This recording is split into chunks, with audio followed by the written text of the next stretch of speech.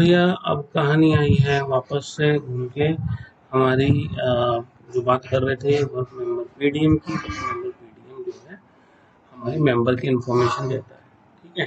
तो ऑब्जेक्ट और सोर्स में हम क्लियर हो चुके हैं। सोर्स अलग चीज़ है, ऑब्जेक्ट अलग चीज़ है।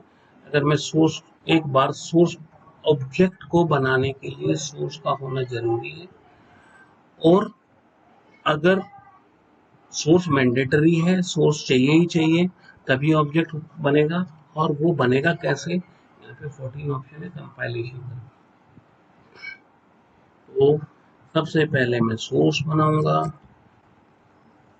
चाहे मैं पीएफ का बनाऊं, चाहे मैं लॉजिकल फाइल का बनाऊं, चाहे मैं आरपीजी का बनाऊं। फिर मैं उसको कंपाइल करूंगा और फिर मेरा ऑब्जेक्ट बनेगा। अगर मैं ऑब्जेक्ट को डिलीट कर देता हूँ, अगर मैं ऑब्जेक्ट को डिलीट कर देता हूँ, इफ आई डिलीट ऑब्जेक्ट, तो मेरा जो है सोर्स रहेगा, क्योंकि सोर्स अलग चीज़ है, ऑब्जेक्ट अलग चीज़ है। अगर मैं सोर्स डिलीट कर देता हूँ, तो ऑब्जेक्ट अगर बना हुआ था पहले उस पे, तो वो ऐसा का ऐसा ही रहेगा, लेकिन जो है मेरा दोबारा सोर्स नहीं बना पाऊंगा ऑब्जेक्ट से। यानी कि मैं सोर्स से मल्टीपल टाइम ऑब्जेक्ट बना सकता हूँ और रिप्लेस कर सकता हूँ, अपडेट कर सकता हूँ ऑब्जेक्ट को। लेकिन मैंने अगर एक बार सोर्स डिलीट किया, वो गया, मुझे दोबारा लिखना पड़ेगा, मुझे दोबारा लिखना पड़ेगा। अब आए दोबारा हम, अच्छा क्या हम सोर्स जो है आरपीजी का बना सकते हैं? कुछ भी बनाओ भाई, किसने रोका? तो आरपीजी सोर्स, मैंने सोर्स लॉजिकल फाइल बनाई थी, उसके अंदर ये जो है आरपीजी के सोर्स बने हुए हैं। अब आरपीजी एक लैंग्वेज है, रिपोर्ट प्रोग्राम जनरेटर लैंग्वेज है। मैंने इसका एक प्रोग्राम टेस्ट किया था, सबसे पहले ये प्रोग्राम टेस्ट किया मैंने। यहाँ पे डी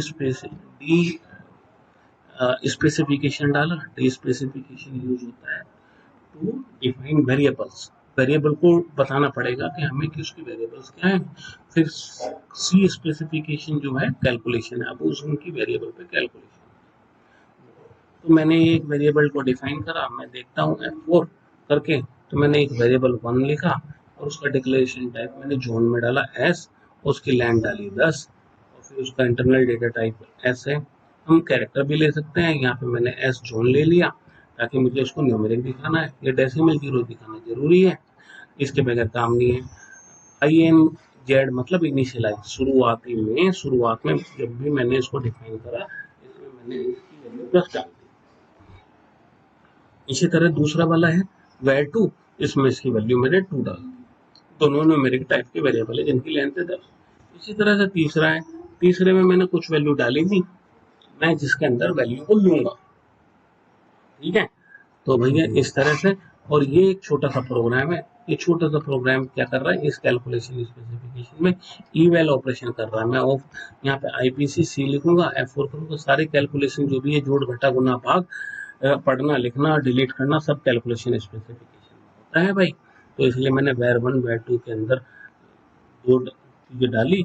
ये राइट से उल्टे हाथ की तरफ चलता है, यानी कि पहले राइट वाला काम करेगा, तो यानी कि वेर 1 वेर 2 को जोड़ेगा, और जो उनकी वैल्यू आएगी, जैसे a प्लस बी को मैंने जोड़ा तो वैल्यू मैंने सी में डाल दी, तो a में पड़ा है 10, b में पड़ा है 20, तो c में आ जाएगा 30 जुड़ के। अगर ये सक्सेसफुली चल गया तो क्या हम उसको देख सकते हैं? भाई देख सकते हैं, क्यों नहीं देख सकते, लेकिन हमने क्योंकि इसमें डिस्प्ले नहीं डाला, तो ये हमें पता नहीं चल पाएगा कि ये हुआ क्या।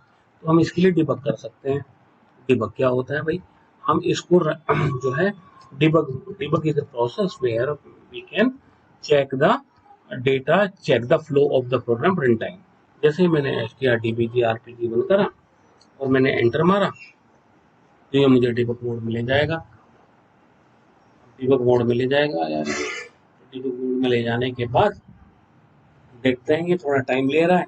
अगर हाँ, मैंने जो है इस सोर्स को स्टार सोर्स में कंपाइल किया था, तो इसलिए इसने इसका सोर्स दिखा दिया डिबग में। अगर मैं इसको डिफॉल्ट में सीधा 14 लेके एंटर मार देता, तो ये मुझे ये सोर्स डिबग सोर्स नहीं दिखाई देता। तो मैंने स्मार्टली कंपाइल किया, मैंने 14 किया, 14 को F4 किया, फिर मैंने उसका एक पैरामीटर होता है डिबग व्यू, मैंने स्टार स्टेटमेंट की जगह वहाँ पे स्टार सोर्स डाल दिया। तो उसका मुझे फायदा ये हुआ कि डिबग मोड में मैं ये देख पा रहा हूँ। तो मैंने अब इसमें F10 कर दिया, F10 करके यानी कि मैं बाहर आ गया यहाँ पे। अब मैंने इसको डिबग मोड में